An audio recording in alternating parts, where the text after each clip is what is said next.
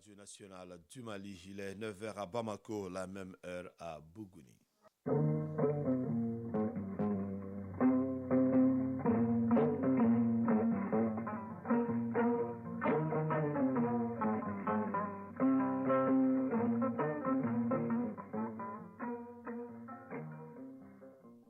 Le journal Fousséni Tunkara. Bienvenue dans cette édition, la première de Mali Actualité, les titres. Les heureux dans la région de Ségou grâce aux œuvres sociales du Premier ministre Dr Choguel Kokala Maïga. 50 personnes vivant avec un handicap viennent de recevoir des tricycles. Les détails au début de ce journal.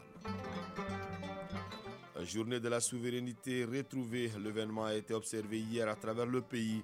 Dans la région de Bougouni, elle a été marquée par l'inauguration du vestibule des chefferies traditionnelles du Bani Monotié. Inauguration faite par le ministre d'État, ministre de l'administration territoriale et de la décentralisation, porte-parole du gouvernement.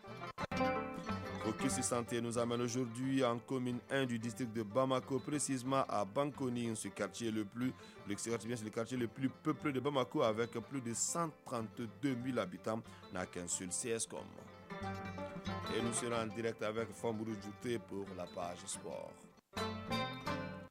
Nous sommes heureux de vous compter parmi nous. Direction Ségou pour parler de cette donation. 50 personnes vivant avec un handicap viennent de recevoir des tricycles. Une donation qui satisfait plus d'un en 4e région. Ce soutien en faveur de cette couche a été possible grâce à l'économie des fonds sur les terrains de vie de l'État, selon le chef du gouvernement. La cérémonie de remise a regroupé hier autour du Premier ministre les autorités régionales et locales, les membres du Conseil national de transition, des mouvements et groupements de jeunes et femmes ainsi que de nombreux chefs de service. Ramata Konate. Souveraineté retrouvée au Mali et autonomie de mobilité retrouvée pour ces 50 personnes vivant avec le handicap à Ségou. Elles viennent de recevoir des tricycles, ce dont se situe dans le cadre des œuvres sociales du Premier ministre. Un geste qui ne laisse pas indifférents les bénéficiaires. Mokhtar Traoré, représentant de la Fédération régionale des personnes handicapées de Ségou. Merci pour ce beau geste de gouvernement en ce grand jour 14 janvier 2023 pour que nous prenions part à la célébration de ce grand jour désormais dénommé jour de la souveraineté nationale retrouvée. Nous sommes vraiment très heureux. Les mots me manquent.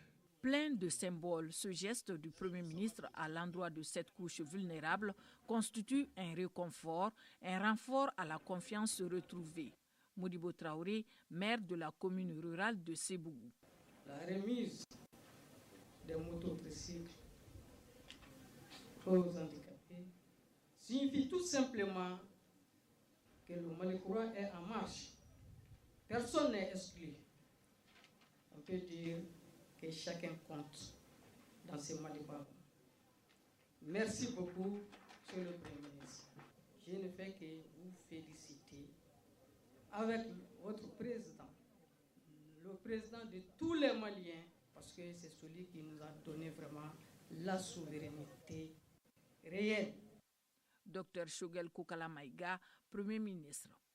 Il y a eu 290 tricycles, dont 50 pour la région de Ségou, 20 pour Nyoro, 95 pour Mopti, 10 pour Gao, 70 pour Bamako, 45 pour la région de Kaye. Ce que fait le Premier ministre au nom du gouvernement, avec le président de la transition, tous les Maliens sentent qu'ils sont chez eux.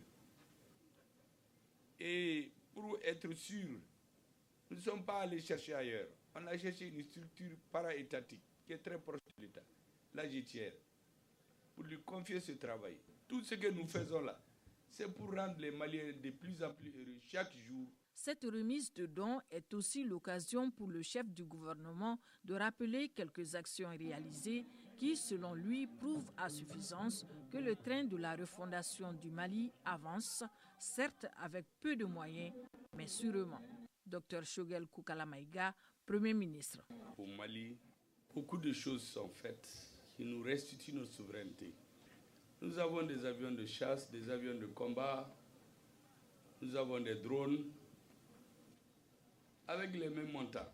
C'est sous le leadership du président de la transition. Ce qui fait que ces instructions de diminuer le train de vie de l'État avaient fait économiser près de 100 milliards en 2021. Si ces 100 milliards, près de 70 milliards nous avons affectés à l'armée. Nous avons affecté 5 milliards pour les œuvres sociales. Parce que le président nous a dit dès le départ, faites tout pour que les Maliens les plus démunis sentent à tout moment la présence du gouvernement à leur côté.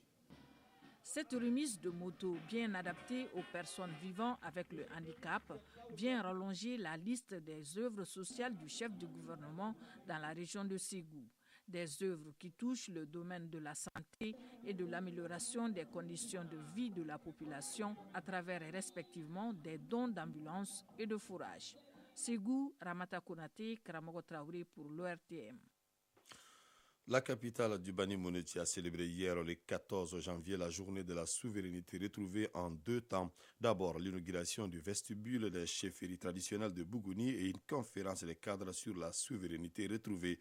Au cours de ces cérémonies, le ministre d'État, ministre de l'administration territoriale et de la décentralisation, porte-parole du gouvernement et son collègue des affaires religieuses, du culte et des coutumes ont transmis les messages de salutation et de remerciement du président de la transition, le colonel Assimi Goïta, aux populations de Bougouni. Envoyés spéciaux Dougou Fana Traoré et Adama Kamara.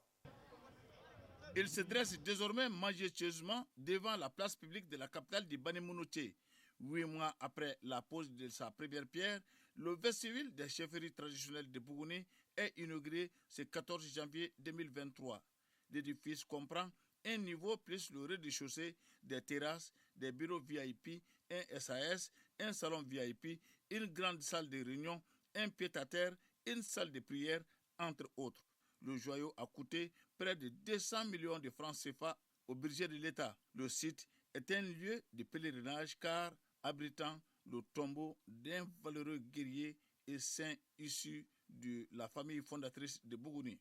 Pour son inauguration, les populations de Bougouni ont mis les petits plats dans les grands en faisant recours à leur riche patrimoine culturel musical. Bougouni a ainsi fait retentir son ton dounou, tam-tam traditionnel autrefois joué lors des grands événements à la cour royale.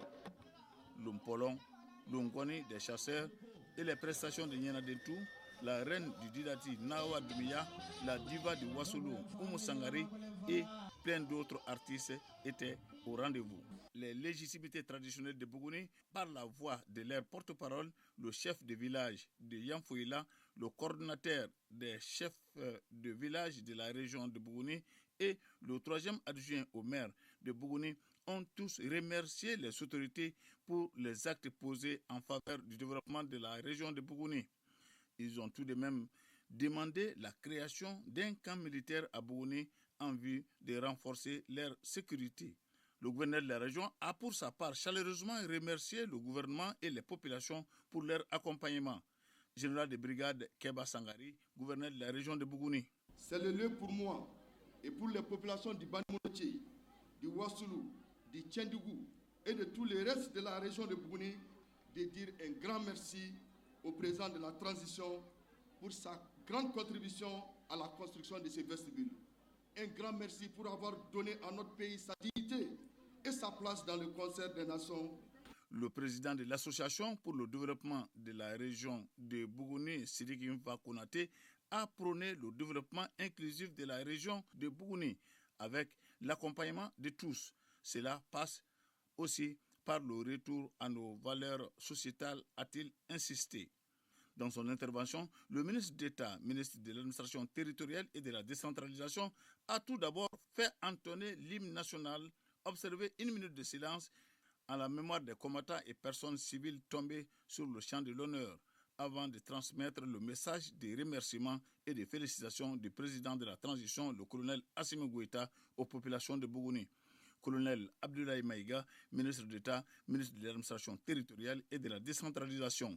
Permettez-moi de saluer et remercier chaleureusement les braves et dynamiques populations du Bani Mouneti pour leur grande mobilisation leur sens élevé du patriotisme et leur soutien indéfectible aux actions du gouvernement de la transition sous le leadership éclairé de son Excellence le colonel Assimi Goïta, président de la transition, chef de l'État.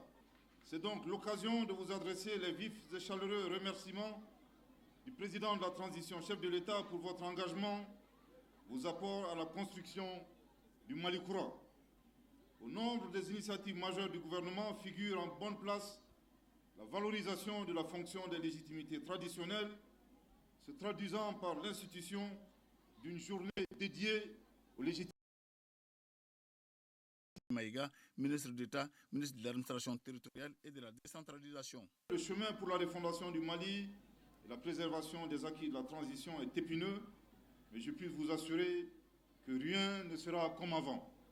Il va falloir soutenir la transition, faire des sacrifices encore, avant qu'on ne commence à profiter des fruits des efforts en cours pour le bonheur de notre peuple. Aussi devrons-nous garder constamment à l'esprit que le processus de refondation de notre pays repose nécessairement sur des valeurs qui fondent le vivre ensemble, l'appartenance à une communauté de destin, l'amour de la patrie, la protection du patrimoine national, la sauvegarde de l'intérêt général, qui se forment sur les orientations du président de la le respect des choix stratégiques et des choix de partenaires opérés par le Mali, et enfin la prise en compte des intérêts vitaux du peuple malien dans toutes les décisions. La cérémonie a pris fin par la remise des trophées à 4 personnalités pour leur soutien au développement de la région de Bougouni. Il s'agit du gouverneur de la région, le général Kéba Sangari, du ministre d'État, ministre de l'administration territoriale et de la décentralisation, le colonel Abdoulaye Maïga, du Premier ministre, le docteur Choguel Koukala Maïga, et du président de la transition, chef de l'État, le colonel Assimi Goïta. A noter que plus tôt dans la matinée, le ministre d'État, ministre de l'administration territoriale et de la décentralisation, avait visité les locaux du cercle de Bougouni. 9h passées de 11 minutes, sensibiliser les jeunes sur les conséquences de la migration irrégulière. C'est l'objectif de la conférence de débat animée par le ministre des Maliens établi à l'extérieur de l'intégration africaine dans la région de Caille. Placée sous le thème « Les dangers de la migration irrégulière », cette activité a mobilisé les jeunes de Caille et également les partenaires. Benogo Fofana. En marge de la célébration de la journée de la souveraineté retrouvée, le ministre des Maliens établi à l'extérieur et de l'intégration africaine, en séjour dans la cité des Rails, a animé une conférence débat sur les dangers de la migration irrégulière. Objectif, sensibiliser les jeunes sur les conséquences de la migration irrégulière. Al-Amdou Ag Ilien, ministre des Maliens établi à l'extérieur et de l'intégration africaine. Caille d'abord est une région où nous avons le phénomène de la migration qui est très complexe ici et qui fait beaucoup de dégâts. Nous avons profité pour faire d'une pierre deux coups, parler aux associations des migrants, aux populations, à la jeunesse et aux femmes sur les dangers de la migration, des dispositions qui sont prises pour assister et protéger les droits des migrants. 2 heures durant, les jeunes venus massivement pour la circonstance ont apprécié cet exercice qui les a permis de comprendre encore mieux certains aspects du sujet de la migration irrégulière. Zouroukou Alima Traoré, participante. La conférence a été tellement bénéfique et puis j'ai entendu beaucoup de choses, surtout des idées innovatrices qui peuvent vraiment résoudre ce problème-là.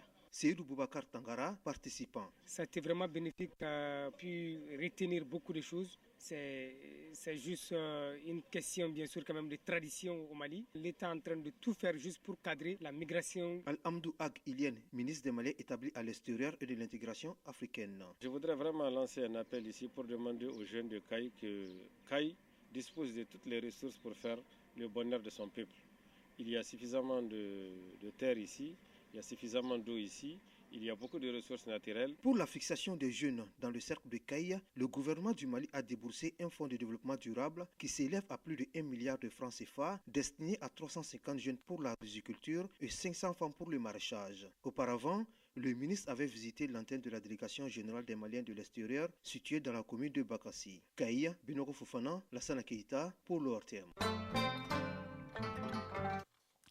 Actualité hors de nos frontières. 12 ans après la chute de Ben Ali, Les Tunisiens redescendent dans les rues. Ils demandent cette fois-ci le départ du président Kais Saied aux abords des avenues Bourguiba, cœur battant de la révolution.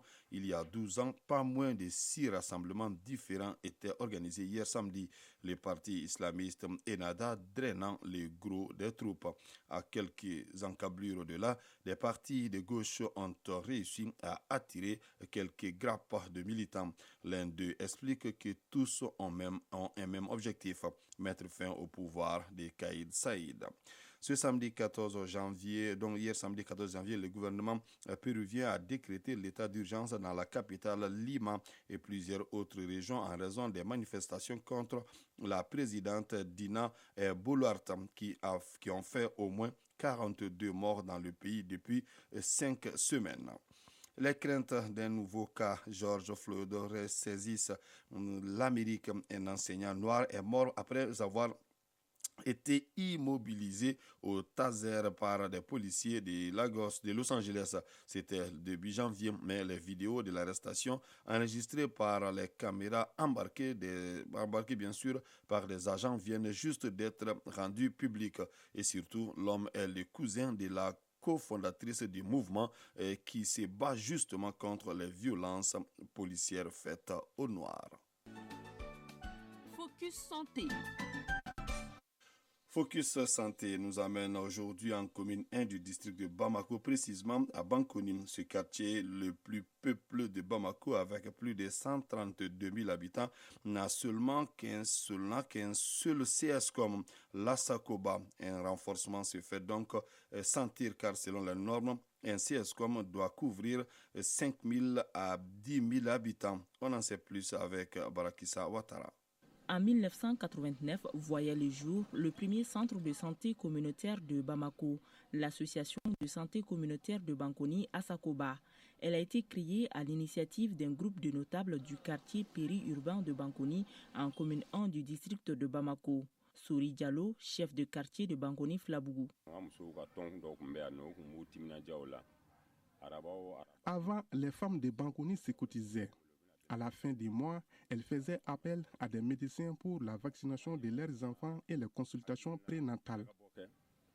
C'est face à ce constat que les autorités ont pris l'initiative de créer un CSCOM qui est l'Assacoba. Selon la mairie de la commune 1 du district de Bamako, en 2014, le quartier de Bankoni comptait près de 132 000 habitants. L'Assacoba, qui est censé mettre à la disposition de cette population les soins de premier niveau, s'avère insuffisante selon la présidente de la commission santé de la mairie. Sissi Adama Sissé, maire déléguée de Sotuba, présidente de la commission santé. Tous les SOSCOM qui existent en commune 1 et même les SOSCOM en République du Mali sont sous l'autorité des collectivités. Au jour d'aujourd'hui, le SESCOM ne peut pas couvrir tout le quartier. Selon les normes, un SESCOM doit couvrir 5 000 à 10 000 habitants. Bankoni, qui dépasse largement ce chiffre, a donc besoin de renforts. Souri Diallo, chef de quartier de Bankoni Flabougou. De 1989 à aujourd'hui, Bankoni a connu une croissance démographique. Les autorités ont donc décidé d'attribuer un espace à l'Assacoba. Mais avec l'insécurité grandissante, cet espace a été divisé en deux. Une partie pour les postes de police, l'autre est devenu aujourd'hui un lieu pour la tenue de certains événements.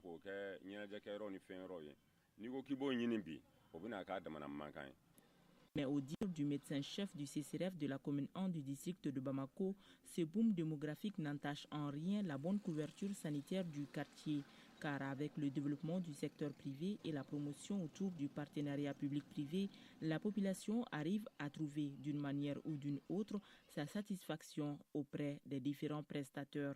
Dr Diakari Diakone, médecin-chef du CCRF de la commune 1. On est en milieu urbain, il y a beaucoup d'autres structures qui ne sont pas très distantes de Assacoba. Je vais nommer Assako Nord, Assako Msi et Assako Djan, même Assako Fadji, les SESCOM de Fadjigila.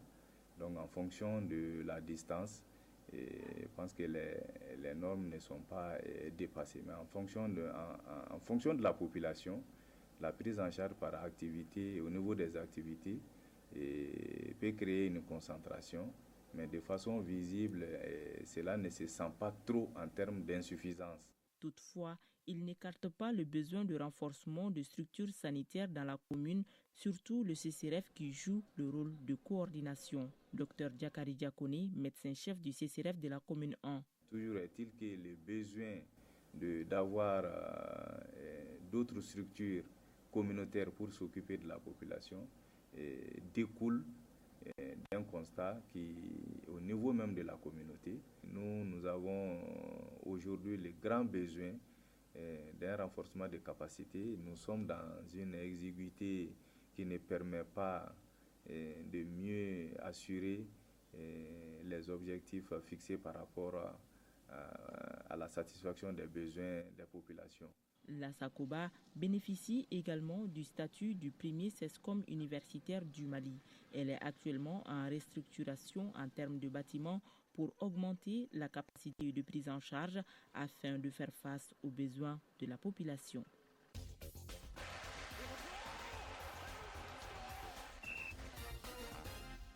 À présent, la page sport, c'est avec vous, Famourou Djourté. Bonjour. Bonjour, Foussène Toungara. Le CHAN se poursuit en Algérie avec la première journée des matchs de poule. Oui, on aura droit qu'à une seule rencontre ce dimanche 15 janvier au lieu de 2, puisque le groupe C se retrouve désormais avec 3 pays après le forfait du Maroc, double tenant du titre. Le seul match du jour, c'est donc Madagascar-Ghana à 19h temps universel à suivre sur ORTM 2 et sur les ondes de la radio chaîne 2 de l'ORTM. Le Soudan qui devait jouer contre le Maroc sera donc exempté aujourd'hui. On se retrouve désormais, je le disais, avec 3 groupes de 3 pays dans ce CHAN 2022, le groupe C, D et D. Le groupe C, D et groupe E.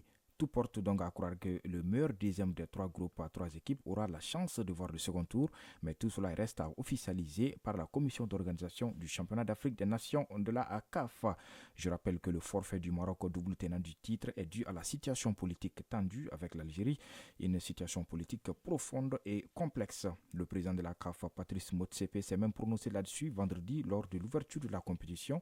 Il a dit qu'ils ne veulent pas que la politique s'invite dans le football. Il était accompagné par le président de la FIFA, Gianni Infantino, lorsqu'il faisait cette déclaration à la presse. C'est un derby ouest-africain qui a clôturé la journée de samedi. La Côte d'Ivoire et le Sénégal se défiaient pour la première journée du groupe B. Les Sénégalais l'ont emporté 1-0 dans un match très disputé alors que le score était de 0-0 à la pause. Le Sénégal accélère dans le second acte. À la 73e minute, Lamine Camara a eu l'occasion d'ouvrir le score pour le Sénégal sur penalty, mais sa tentative est détournée par le portier ivoirien. Cependant, les Lions A' du Sénégal vont concrétiser leur domination. 3 minutes plus tard, le même Lamine Camara enroule un coup franc sur la barre. À la retombée, Moussa Ndiaye contrôle et marque. L'arbitre accorde le but avec l'aide de la VAR. Pour s'éviter une défaite pour son entrée dans le CHAN, la Côte d'Ivoire se rue à l'attaque pour égaliser en vain. Plus tôt dans la journée, la République démocratique du Congo avait fait match nul face à l'Ouganda 0-0 dans ce même groupe. Résultat des courses, le Sénégal est leader avec 3 points. La RDC et l'Ouganda suivent avec 1 point alors que la Côte d'Ivoire ferme la marche avec 0 point au compteur. Lors de la deuxième journée, la Côte d'Ivoire déjà au dos au mur croise le fer avec la RDC et le Sénégal de son côté joue contre l'Ouganda. En ouverture de la journée de samedi, l'Éthiopie et le Mozambique ont fait match nul aussi 0-0 au compte du deuxième match de la première journée dans le groupe A. Du coup, l'Algérie, pays hôte, reste en tête avec 3 points suite à sa courte victoire 1-0 sur la Libye vendredi en ouverture du CHAN. L'équipe du Mali entre en lice ce lundi. Oui, ce sera contre l'Angola à 16h GMT. Nuhu Diané et ses joueurs sont dans le groupe D en compagnie de la Mauritanie et de l'Angola. Le groupe D, l'un des 3 groupes avec 3 équipes. Pour plus de détails, suivons cet élément de Djibril Traoré. Ce match contre l'Angola est déjà décisif pour les Aigles qui n'auront droit à aucune erreur dans une poule de 3 qui ne qualifiera qu'une seule équipe pour le tour suivant. Les vice-champions d'Afrique avec à leur tête Nuhu Diané savent qu'ils sont attendus au tournant et par leurs adversaires et par l'exigeant public malien. Finaliste malheureux de l'édition précédente, le football malien qui continue de chercher sa voie pourrait trouver son salut avec une éventuelle victoire finale dans cette compétition. Mais c'est vrai que toutes les équipes participantes sont en Algérie pour le même objectif, remporter le trophée. Déjà un vieux contentieux nous oppose à l'Angola, notre premier adversaire. Qui ne se souvient pas de ce match historique de la CAN 2010 qui a vu les Aigles éviter l'humiliation contre l'Angola à moins de 10 minutes de la fin du match alors qu'on était largement mené. Seydou Keita et ses partenaires avaient su relever ce défi et au coup d'envoi du match de lundi, tous les acteurs auront à coup sûr ce face-à-face en tête. Notre deuxième adversaire, la Mauritanie, est également une ancienne connaissance dans les Coupes d'Afrique des Nations et Coupe Amilcar Cabral. Il vaudra mieux commencer cette deuxième sortie du 24 janvier en ayant 3 points dans notre besace. Oui, tout faux pas dans une poule de 3 peut conduire directement à une élimination. Bonne chance aux Aigles. Bonne chance aux Aigles. À présent du handball avec le championnat du monde qui se déroule en Pologne et en Suède. Le continent est fortement représenté. Oui, l'Afrique est représentée par 5 pays, le champion d'Afrique en titre, l'Égypte, le vice-champion, le Cap-Vert, mais aussi de l'Algérie, de la Tunisie et du Maroc. Lors de leur première sortie, seuls l'Égypte et le Cap-Vert ont gagné, logique, puisqu'on parle là du champion et du vice-champion du continent. 4 nations africaines feront leur seconde sortie ce dimanche. On aura un duel 100% africain entre l'Égypte et le Maroc dans le groupe G. Ce sera 17h temps universel sur l'aire de jeu du stade Husqvarna Garden en Suède. Au même moment, la Tunisie sera face à la Belgique au Malmö Arena, toujours en Suède, dans le groupe H. Un peu plus tard dans la journée, à 19h30, l'Algérie défiera le Qatar dans le groupe E. Hier, après sa victoire inaugurale face à l'Uruguay 33-25, le Cap-Vert voulait enchaîner face à la Suède, l'un des pays organisateurs du Mondial 2023 de handball masculin. Mais les Cap-Verdiens ont concédé une défaite 34-27 face aux Suédois dans le groupe C. Merci Famro Djouté pour ces informations.